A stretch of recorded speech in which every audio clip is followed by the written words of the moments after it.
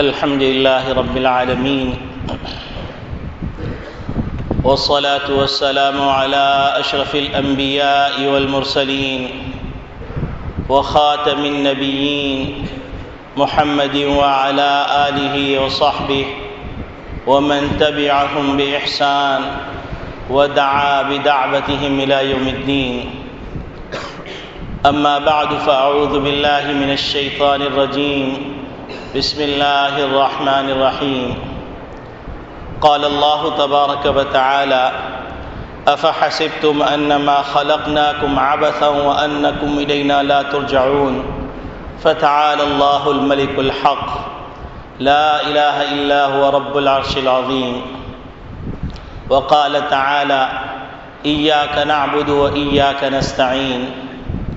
وقال النبي صلى الله عليه وسلم: لا طاعة لمخلوق في معصية الخالق او كما قال علیہ الصلاۃ والسلام.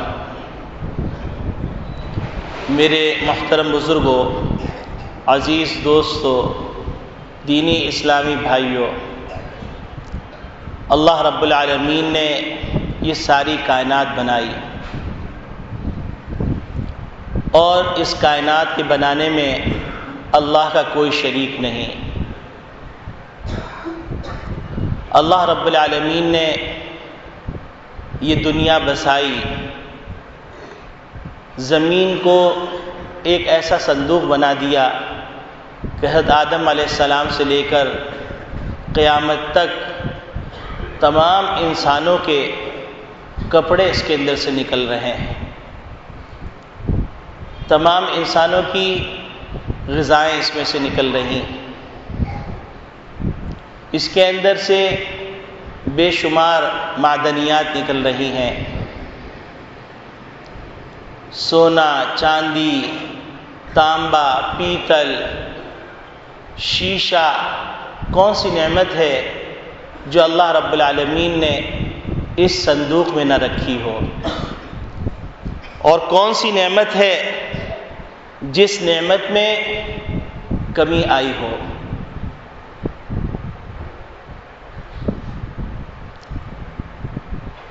اسلامی جو نقطہ نگاہ ہے وہ یہ ہے کہ اللہ رب العالمین نے وسائل لامحدود پیدا کیے ہیں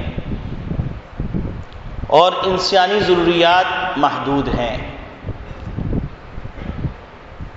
لیکن مغربی نقطہ نگاہ یہ ہے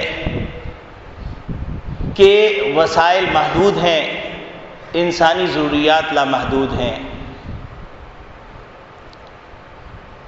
لیکن حقیقت یہی ہے کہ اللہ رب العالمین نے وسائل لامحدود پیدا فرمائے اور مشاہدہ بھی اس پہ بھی شاہد عدل ہے.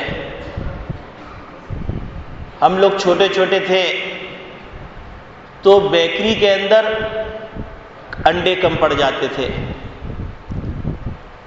12 بجے کے بعد انڈا نہیں مل رہا. اب ہمارے اسی علاقے میں اتنی آبادی بڑھ گئی، آپ جس وقت چاہیے آپ کو انڈا ملے گا. اسی طرح ساری ضروریات کا حال ہے. اللہ رب العالمین نے انسان کی جتنی ضروریات ہیں ان ضروریات کو اللہ نے انسانوں کی ارمانوں سے زیادہ پیدا فرمایا. تو اللہ رب العالمین نے یہ جو سارا نظام بنایا، سورج کا، چاند کا، ستاروں کا، آسمان کا، بادلوں کا، ہواؤں کا، دریاؤں کا، پہاڑوں کا، چرند پرند کا، دیگر مخلوقات کا، یہ جو سارا نظام بنایا اللہ رب العالمین نے، یہ یوں ہی مہمل بیکار بنا دیا.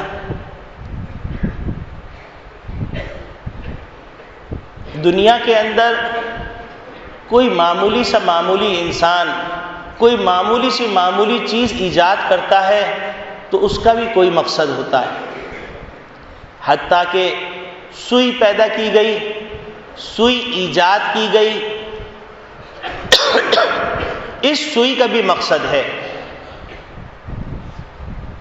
تو اللہ جو شہنشاہ ہے، جو پوری کائنات کا نظام چلا رہا ہے، وہ اللہ اس کائنات کو یوں ہی بیکار پیدا کر دے گا؟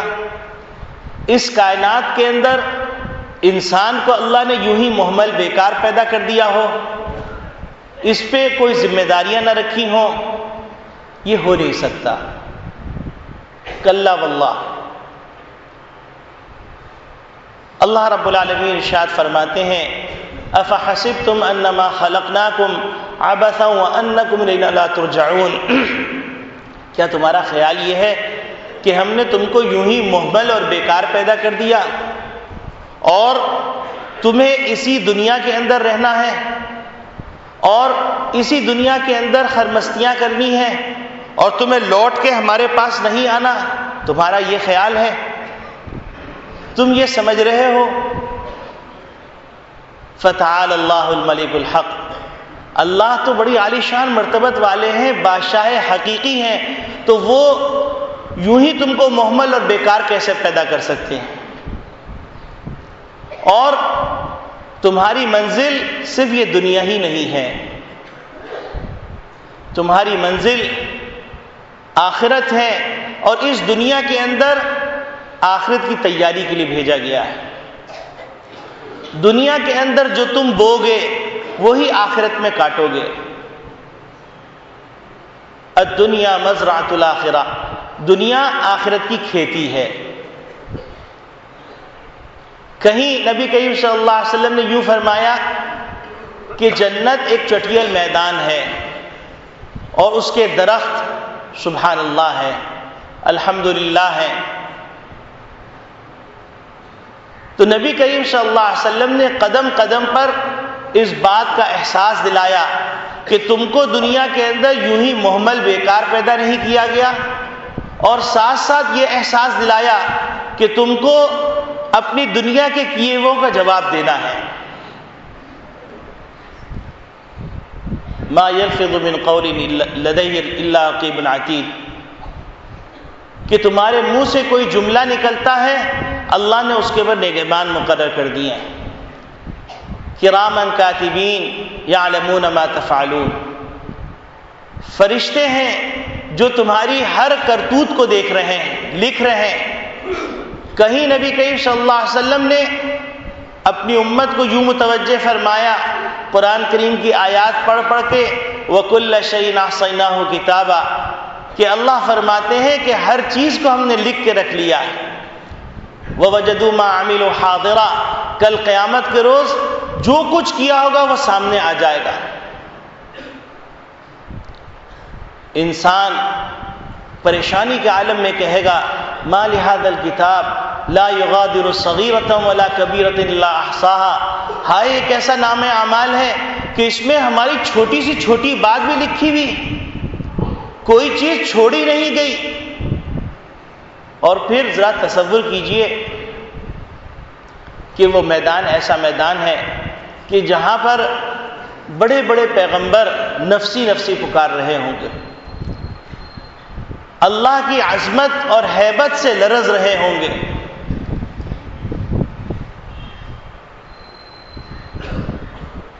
وہ ایسا میدان ہے کہ جس میدان میں رشوت کام نہیں دے گی، عہدہ کام نہیں دے گا، منصب کام نہیں دے گا، تعلقات کام نہیں دیں گے، رشتہ داریاں کام نہیں دیں گی، حتیٰ کہ خونی رشتے کام نہیں دیں گے۔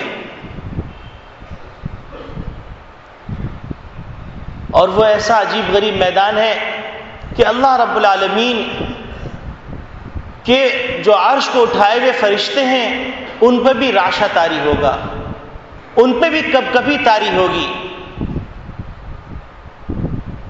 اور کسی کی ہمت نہ ہوگی کہ وہ آنکھ اٹھا کے دیکھ سکے۔ ہر شخص اپنے اعمال کے بقدر پسینے میں ڈوبا ہوا ہوگا، کوئی ٹخنوں ٹخنوں، کوئی گھٹنے گھٹنے، کوئی کمر کمر، کوئی سینہ سینہ، کوئی سر سے پاؤں تک غوطہ لگا رہا ہوگا۔ اور وہ میدان ایسا میدان ہوگا کہ اس میدان میں کسی کی جرأت نہیں ہوگی کہ کچھ کہہ سکے. اس کا ایک دن 50,000 سال کے برابر ہوگا. اس دن اللہ کے عرش کے سائے کے سوا کوئی سایہ نہیں ہوگا. زبانیں گنگ ہو چکی ہوں گی، آنکھیں تھرا گئی ہوں گی، عقل کام نہیں کر رہی ہوگی. دنیا کے اندر رہتے ہوئے جو تعویلات سوجھ رہی ہوں گی وہ تعویلات بھی ختم ہو چکی ہوں گی. اعصاب شل ہو جائیں گے. ایسا ہیبتناک منظر، اور اتنے عالیشان مرتبت والے بادشاہ کے سامنے پیشی یقینی، موت یقینی. دنیا میں مختلف لوگ پیدا ہوئے، مختلف فرقے پیدا ہوئے، انہوں نے بہت سی چیزوں کا انکار کیا، حتیٰ کہ اللہ کے وجود کا بھی انکار کر دیا، لیکن موت کا انکار کرنے والا کوئی پیدا نہیں ہوا. اتنی یقینی چیز اور اس سے اتنی غفلت. جہاں پر اللہ رب العالمین نے ایک نہیں، دو نہیں، 4 گواہ مقرر کیے ہوں. اليوم نختم على افواههم وتكلمنا ايديهم وتشهد ارجلهم بما كانوا يكسبون. منہ پہ مہر لگی ہوئی ہے، ہاتھ پاؤں گواہی دے رہے ہیں. انسان تعجب سے پوچھے گا کہ تم ہمارے خلاف کیوں گواہی دے رہے ہو، تم یہ باتیں کیسے کر رہے ہو؟ تو وہ کہیں گے انطقنا اللہ، اللہ نے ہم کو قوت گویائی دی. وہی اللہ جس نے زبان کو قوت گویائی دی تھی، وہی اللہ جو ہر چیز کو قوت گویائی دے سکتا، وہ اللہ جس نے ماں کی گود میں بچے کو قوت گویائی دی، وہ اللہ جس کے سامنے کوئی چیز پوشیدہ نہیں ہے، وہ اللہ جو بڑی عالیشان مرتبت والا، بڑی قوت والا، بڑی عظمت والا، جو عزیز ہے، جو جبار ہے، جو قہار ہے، جو جبروت ہے. ان اللہ علی کل شیء قدیر ہے.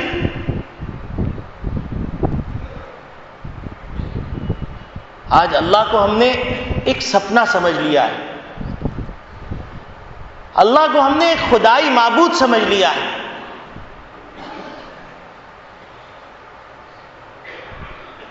اللہ حلیم ہے جو اس نے ڈھیل دی ہوئی ہے.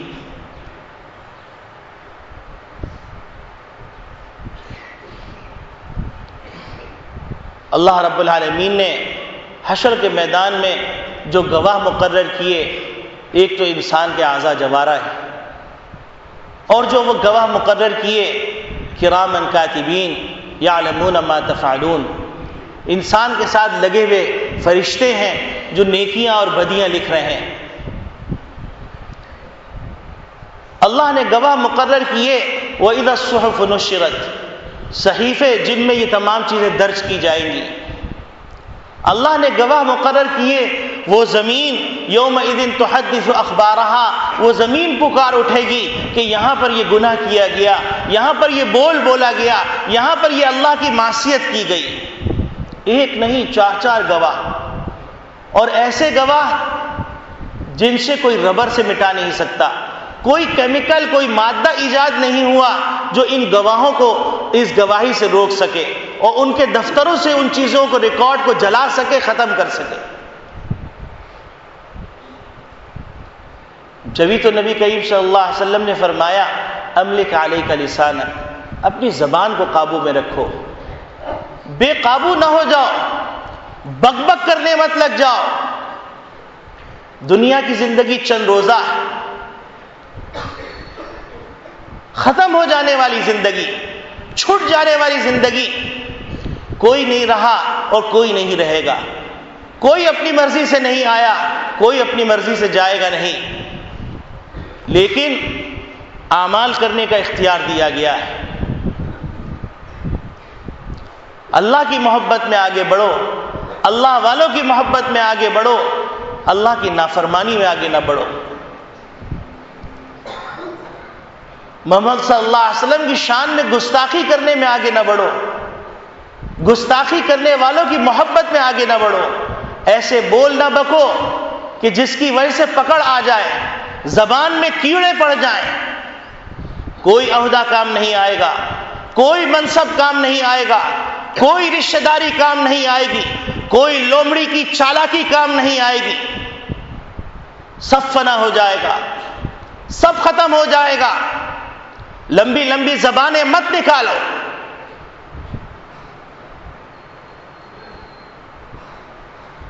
حضور صلی اللہ علیہ وسلم کی محبت اگر فنڈامنٹلسٹ پن ہے، اگر یہ قدامت پسند ہے تو ہم 1000 دفعہ کریں۔ اللہ کے رسول کے دشمنوں سے عداوت کا اعلان کرنا اگر قدامت پرستی ہے تو ہم 1000 دفعہ کریں، پوری جرأت کے ساتھ کریں گے، علی اعلان کریں گے، اور ان لوگوں سے بھی بغاوت کا اعلان کریں گے، ان سے بھی نفرت کا اعلان کریں گے، ان کے اوپر بھی لعنت و پھٹکار کریں گے جو اس محبت میں آگے بڑھنا چاہتے ہیں، جو اس محبت میں لمبی لمبی زبانیں نکالنا چاہتے ہیں۔ کرائے کے ٹٹو،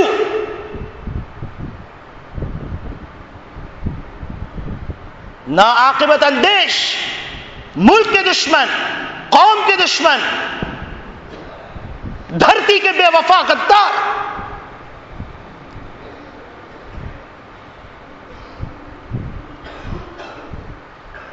یہ دنیا ختم ہو جانے والی ہے، یہ دنیا چھٹ جانے والی، کچھ نہیں رہے گا، تنہا قبر ہوگی، تنہا قبر کا گھڑا ہوگا، سانپ اور بچھو ہوں گے، انگارے ہوں گے اور فرشتوں کے گرز ہوں گے، چیخ و پکار ہوگا، آہو بکا ہوگی، کوئی فریاد سننے والا نہیں ہوگا۔ اس وقت کو سوچو، اس انجام کو سوچو۔ دنیا کی چرب زبانی کام نہیں دے گی، دنیا کے عہدے کام نہیں دیں گے، یہود و نصارہ کی چمچہ گیری کام نہیں دے گی۔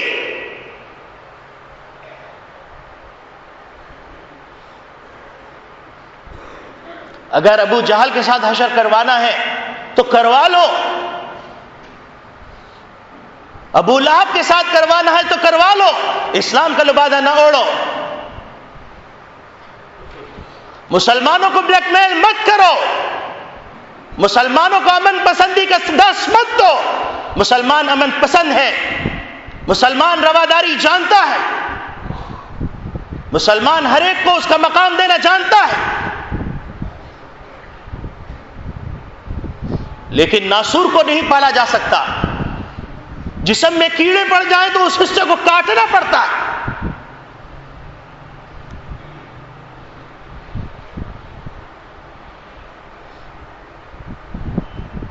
میرے عزیز دوستو بھائیو، آخرت کی فکر ذہنوں سے مندمل ہو گئی، سب کچھ دنیا ہو کر رہ گیا۔ دنیا کی محبت، دنیا کی عزت، دنیا کی شوکت، دنیا کا نام نمود، دنیا کی ترقی، دنیا کی کامرانی، یہی سب کچھ ہو کر رہ گیا۔ یاد رکھو، موت حقیقت ہے، آخرت حقیقت ہے، حشر کا حساب حقیقت ہے، قبر کا عذاب حقیقت ہے، پل صراط سے گزرنا حقیقت ہے، جنت جہنم حقیقت ہے۔ دماغوں میں بٹھا لو یہ، اپنے دل میں بٹھا لو یہ، اور ہر کام کرنے سے پہلے، ہر بولنے سے پہلے سوچو کیا بول رہے، کیا کر رہے ہو۔ وَكُلَّ شَيْءٍ أَحْصَيْنَاهُ كِتَابًا۔ کوئی طاقت اللہ سے نہیں ٹکر سکتی۔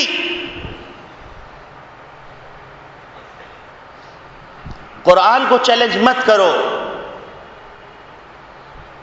اللہ کے احکامات کو چیلنج مت کرو، لوٹ آؤ۔ مخلصانہ مشورہ،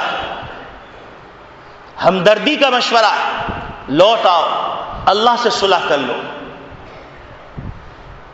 ان العزت للہ، عزت کے خزانے اللہ کے پاس، کامرانی کے خزانے اللہ کے پاس، سربلندی کے خزانے اللہ کے پاس۔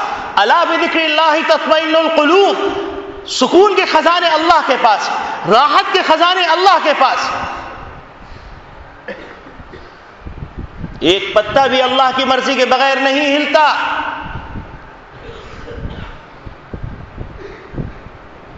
تعویلات نہ کرو، تعویلات فاسدہ نہ کرو، اور امت کے لوگوں سوچو کہ کیا کبھی اتنی بڑی امت کے مجمع کے اندر کسی کی جرأت ہو سکتی تھی کہ محمد صلی اللہ علیہ وسلم کی شان میں گستاخی کریں؟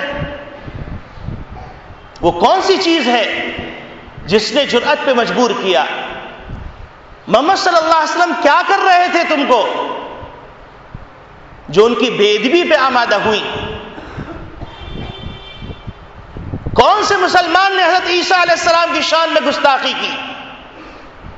ہمارا جزء ایمان ہے حضرت عیسیٰ علیہ السلام کا ادب و احترام کے بغیر ایمان کامل نہیں۔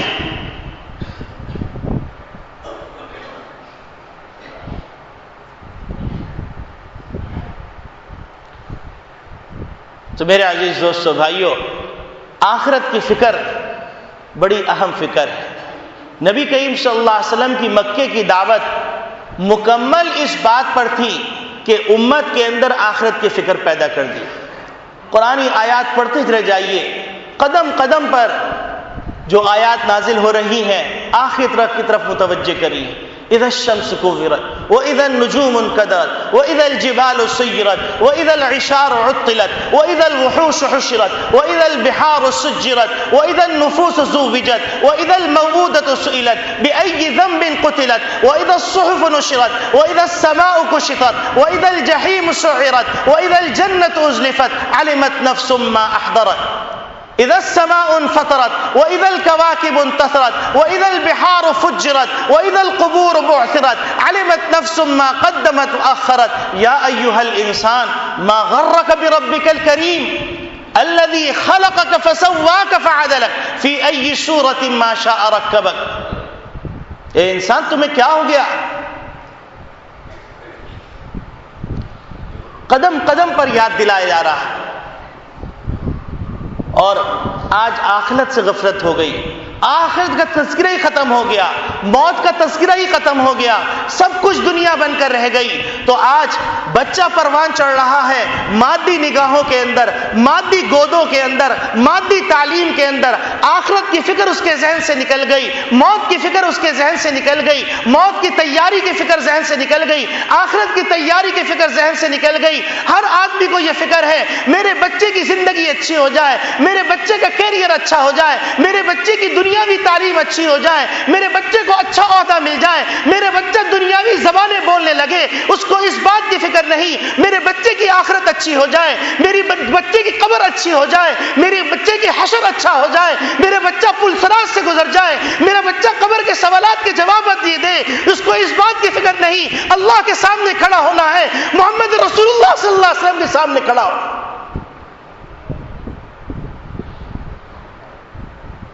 سوچو کا فرق آ گیا تو بات کیسے سمجھ میں آئے گی؟ زاویہ نگاہ کا فرق آ گیا تو بات کیسے سمجھ میں آئے گی؟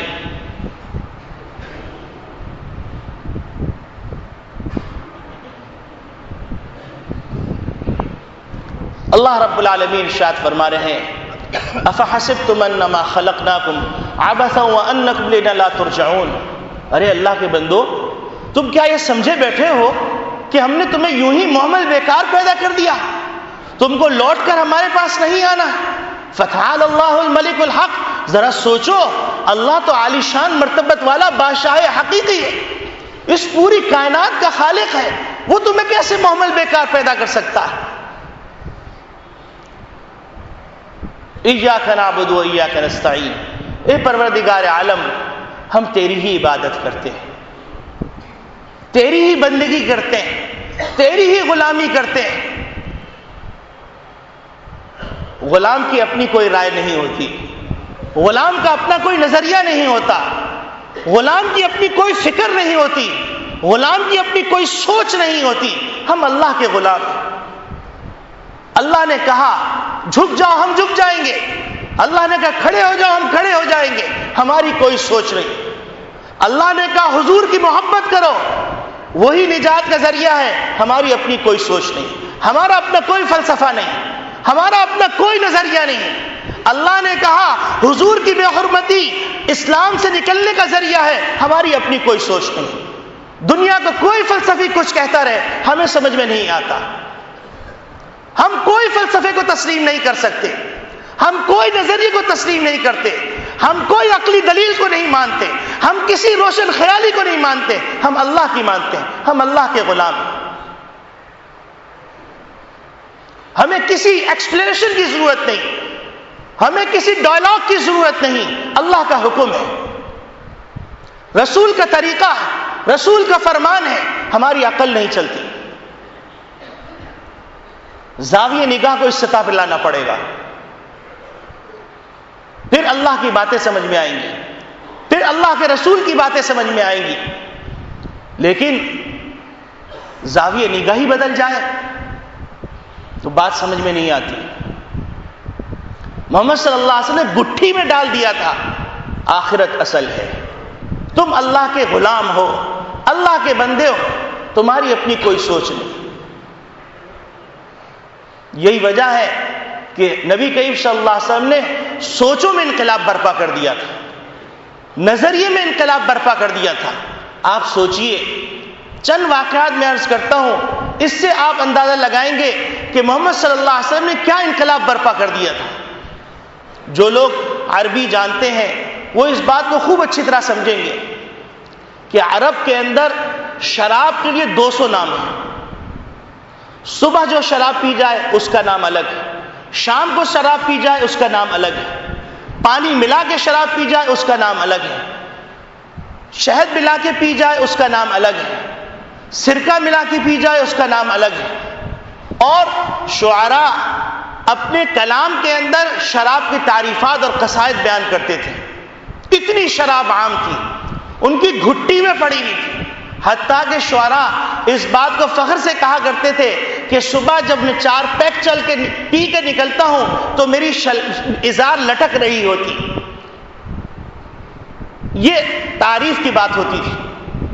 اب آپ دیکھیے محمد صلی اللہ علیہ وسلم کا فکری انقلاب اور یورپ کا انقلاب۔ 1922 کے اندر یورپ نے یہ فیصلہ کیا کہ شراب کے نقصانات ہیں، یہ تاریخ میں لکھی ہوئی بات، تو لہذا شراب پر پابندی لگا دی جائے۔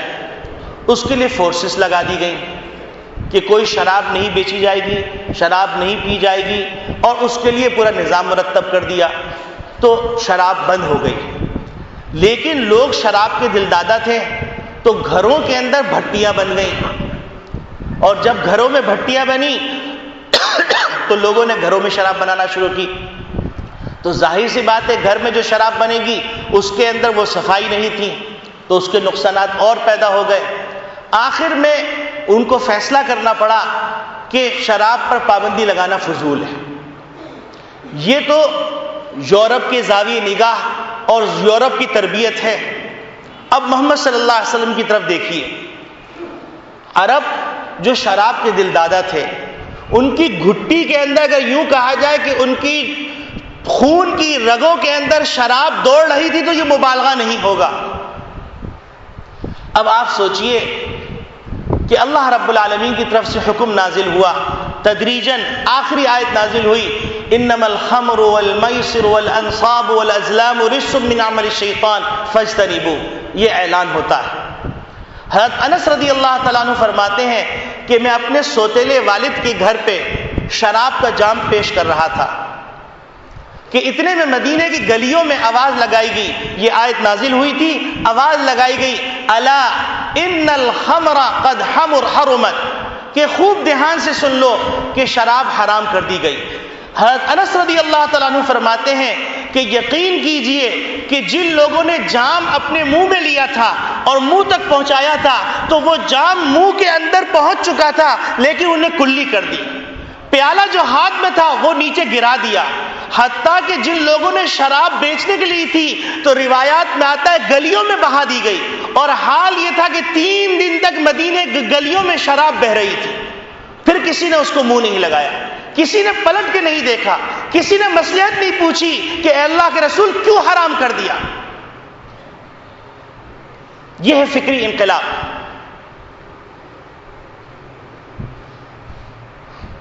اسی طریقے سے ایک اور موقع آتا ہے، اور اس موقع کے اندر اس زمانے میں آزادی تھی، ایک صاحب تھے، ان کے کسی خاتون سے تعلقات تھے، وہ ایمان لے آئے، جا رہے تھے تو راستے میں وہ خاتون ملی، اور خاتون ملنے کے بعد انہوں نے کہا کہ تم کہاں جا رہے ہو؟ تو انہوں نے کہا میں ایمان لا چکا ہوں، اب میرا تمہارا کوئی رشتہ نہیں۔ تو انہوں نے اپنی محبت کے دعوے کیے، اپنی محبت کا اظہار کیا، اور خواتین کی جو باتیں ہوتی ہیں وہ تمام باتیں کی انہوں نے، لیکن انہوں نے کہا کہ دیکھو میرے تمہارے درمیان اگر رشتہ کوئی قائم ہو سکتا ہے تو وہ یہ کہ ہم نکاح کر لیں، اور وہ نکاح بھی میں اس وقت تک نہیں کر سکتا جب تک کہ میں محمد صلی اللہ علیہ وسلم سے جا کے معلوم نہ کر لوں۔ وہ محمد صلی اللہ علیہ وسلم کی خدمت میں حاضر ہوئے، محمد صلی اللہ علیہ وسلم سے عرض کیا تو اللہ رب العالمین کی طرف سے آیت نازل ہوئی، لا تنکحوا المشرکات حتی یؤمن، کہ کسی مشرکہ سے تم شادی نہیں کر سکتے۔ انہوں نے کہا کہ بے شک ہمارے دل کے اندر ایک دوسرے کی قدردانی، ایک دوسرے کی محبت، پرانے مراسم، لیکن اللہ کے حکم کے آگے میں ایک قدم نہیں چل سکتا۔ محمد صلی اللہ علیہ وسلم ایک دفعہ جمعے میں تقریر فرما رہے ہیں، جس طرح لوگوں کی عادت ہوتی ہے راستوں میں کھڑے ہو کے تقریر سن رہے تھے، نبی کریم صلی اللہ علیہ وسلم تقریر فرما رہے تھے، تقریر فرماتے فرماتے اتنے میں عبداللہ ابن مسعود رضی اللہ تعالیٰ تشریف لا رہے تھے، نبی کریم صلی اللہ علیہ وسلم فرمایا بیٹھ جاؤ۔ عبداللہ ابن مسعود رضی اللہ تعالیٰ عنہ کے کان میں بات پڑی، وہ وہیں پر زمین پہ بیٹھ گئے۔ نبی کریم صلی اللہ علیہ وسلم خطبے سے فارغ ہوئے، خطبے سے فارغ ہونے کے بعد فرمایا کہ اے ابن مسعود ہم نے تم کو نہیں کہا تھا۔ تو عبداللہ ابن مسعود رضی اللہ تعالیٰ فرماتے ہیں کہ ابن مسعود کے کان میں رسول اللہ کی آواز پڑے، اس کی کیا مجال کہ وہ ایک قدم آگے بڑھ سکے۔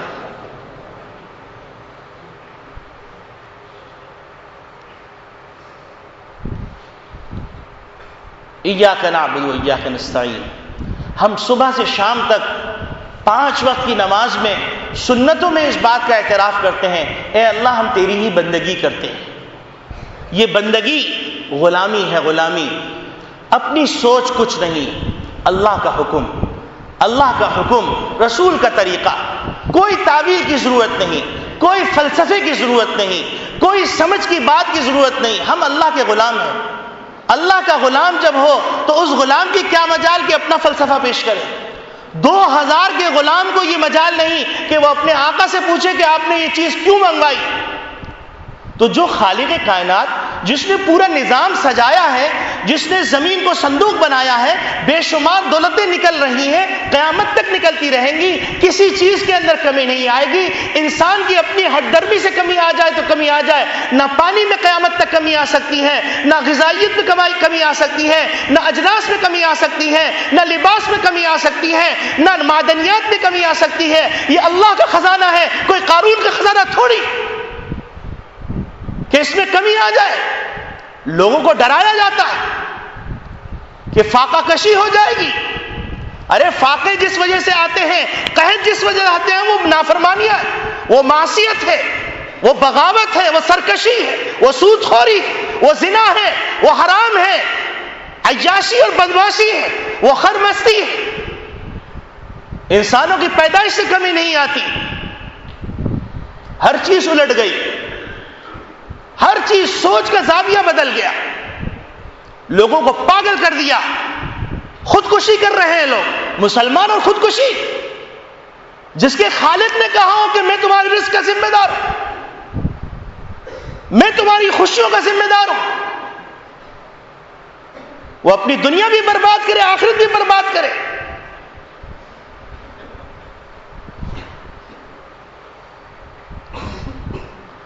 زاویہ نگاہ بدل گیا، بات سمجھ میں نہیں آتی۔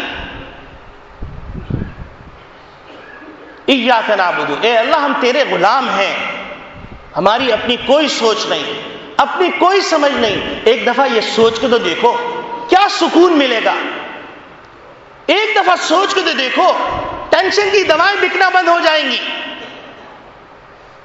ایک دفعہ سوچ کے دیکھو کہ اللہ ہمارا خالق ہے, اللہ ہمارا مالک ہے, اللہ ہمارا پالنہار ہے. اللہ نے جو قانون بھی بنایا ہے وَلَا يَظْلِمُ رَبُّكَ أَحَدًا, اللہ کسی پہ ظلم نہیں کرتا. ان اللہ لیس بظلام للعبید, اللہ اپنے بندوں پہ ظلم نہیں کرتا. اللہ کا کوئی قانون انصاف کے خلاف نہیں ہے. سوچ کے تو دیکھو, اللہ کو اللہ مانو تو. کبھی قرآن میں جھانک کے دیکھا, بڑے زور سے دعویٰ کرتی ہیں شری رحمان صاحبہ کہ قرآن میں کہیں نہیں لکھا, قرآن پڑھنا بھی آتا ہے.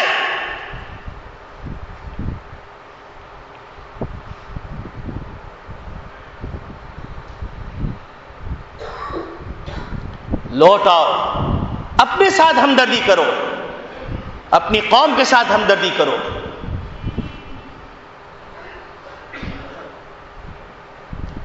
اللہ کو منا لو, یہ دنیا ختم ہو جانے والی ہے.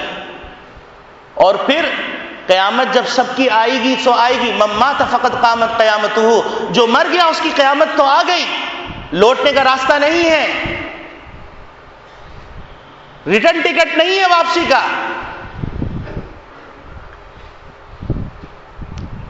اور پھر دوسری بات, وَإِيَّاكَ نَسْتَعِينُ, ہم تجھ سے ہی مدد مانگتے ہیں. آج ایک فیشن بن گیا, ہر آدمی کہہ رہا ہے کہ ماحول خراب ہے, ہم کیسے دیندار بن سکتے ہیں. ہم قرآن میں صبح شام پڑھتے ہیں ان اللہ علی کل شیء قدیر, اللہ ہر چیز پہ قادر ہے. کبھی اللہ سے بھی تو کہہ کے دیکھو کہ اللہ ہم نے تو ارادہ کر لیا نیکی کا, ماحول ساتھ نہیں دے رہا, اے اللہ ماحول ہمارے موافق کر دے. ماحول بنانے والے اللہ, توفیق دینے والے اللہ, مدد کرنے والے اللہ, ہدایت دینے والے اللہ. ایاک نعبد و ایاک نستعین, ہم تیری ہی غلامی کرتے ہیں. اب ہمیں نہ افلاطون کا فلسفہ چاہیے, نہ فیثاغورس کا فلسفہ چاہیے, نہ ارسطو کا چاہیے, نہ کسی مفکر کا فلسفہ چاہیے. ہم اللہ کی مانتے ہیں, اللہ کے غلام ہیں. وَإِيَّاكَ نَسْتَعِينُ, ہم تجھ سے ہی مدد مانگتے ہیں. ایک واقعہ سنا کے اپنی گفتگو ختم کرتا ہوں. آج سے 25 سال پہلے ایک بزرگ فرماتے ہیں کہ جرمنی ایک لڑکا چلا گیا, جرمنی چلا گیا روزگار کی تلاش میں, اور روزگار کی تلاش میں جانے کے بعد وہ روزگار کی تلاش میں لگ گیا, حتیٰ کہ روزگار بھی مل گئی. اور پھر وہاں پر چونکہ آزاد ہی ہے تو لہذا ایک لڑکی سے تعلقات بھی ہو گئے, آخر میں شادی بھی ہو گئی. اور یہ ایگریمنٹ ہوا کہ تم عیسائی رہو گی, میں مسلمان رہوں گا. وقت گزرتا رہا حتیٰ کہ اولاد ہو گئی. اولاد ہونے کے بعد ایک وقت آیا کہ بچے کی تعلیم کی ضرورت پیش آئی, تو ماں نے بچے کی عیسائی نہج پہ تعلیم شروع کر دی. تو وہ آدمی لکھتا ہے بزرگ کو خط اور کہتا ہے کہ حضرت جب میری بیوی نے عیسائی مشینری اسکولز میں داخل کیا تو میرا چھپا ہوا مسلمان جاگ گیا, اور میں نے اس سے کہا کہ تم اس کو کیسے عیسائی تعلیم دے سکتی ہو, یہ میرا بچہ ہے. تو اس لڑکی نے کہا کہ جہاں تمہارا بچہ ہے وہاں میرا بھی بچہ ہے, تو مجھے بھی پورا حق حاصل ہے کہ میں اس کی تربیت اپنی سوچ کے مطابق کروں. تو وہ لکھتا ہے کہ حضرت میں نے کافی کوشش کی, میں تو واجبی سا مسلمان تھا, میرے پاس تو دلائل بھی نہیں تھے, میں نے دلائل سے سمجھانے کی کوشش کی, اس نے مجھے ہرا دیا. لیکن اب میں کسی کل مجھے چین نصیب نہیں ہو رہا کہ میرا بچہ عیسائی بن جائے گا تو میرا کیا بنے گا, تو آپ میری رہنمائی فرمائیں.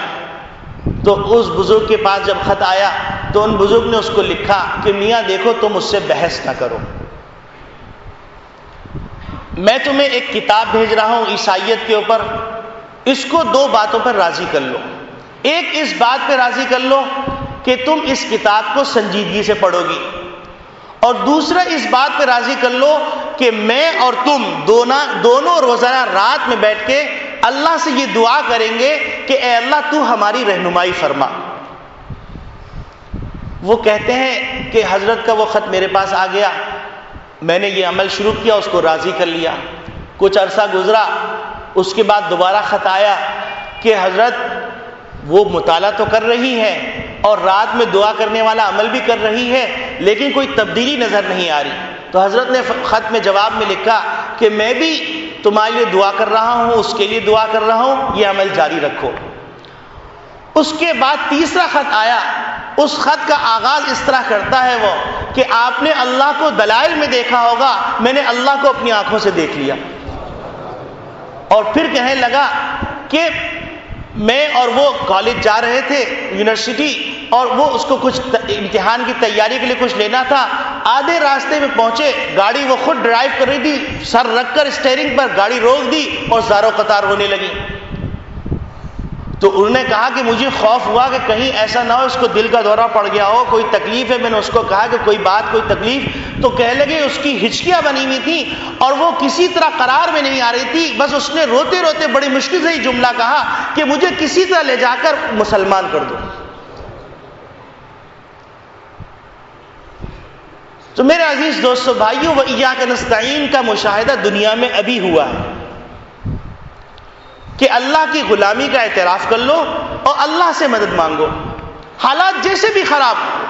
بھائی اس دنیا کا نظام تو اللہ چلا رہا ہے، وہ اللہ جو کبھی نہیں مرے گا، وہ اللہ جب حشر کے میدان کے اندر یہ اعلان کرے گا لمن الملک اليوم، آج کس کی بادشاہت ہے، تو پھر کوئی جواب دینے والا نہیں ہوگا۔ اللہ خود ہی کہے گا للہ الواحد القہار، تنا اللہ کی، تنا یکتا اللہ کی حکمرانی، جو بڑی طاقت والا، بڑی جبروت والا، بڑی شان والا۔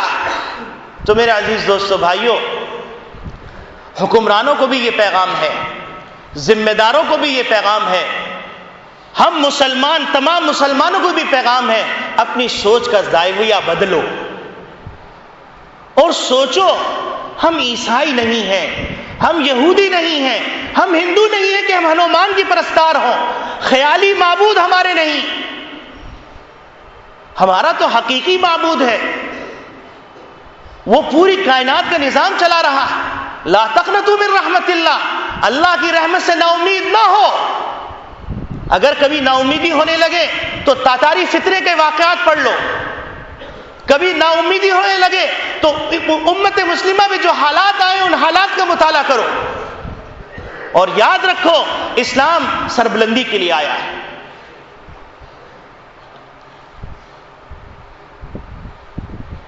آپ نے دیکھا ہوگا کہ جب سورج چلا جاتا ہے تو باغ میں، گلی کوچوں میں چوہے، بلی، گیدڑ سب شور مچاتے ہیں۔ اس وقت ایسا لگتا ہے کہ اس باغ کے اندر جانا، اس جگہ پہ جانا ناممکن ہے، لیکن جیسے ہی سورج نکلتا ہے، جیسے ہی سورج طلوع ہوتا ہے تو لگتا ہے کہ امن ہی امن ہے، اسلام کا سورج طلوع ہونے والا ہے۔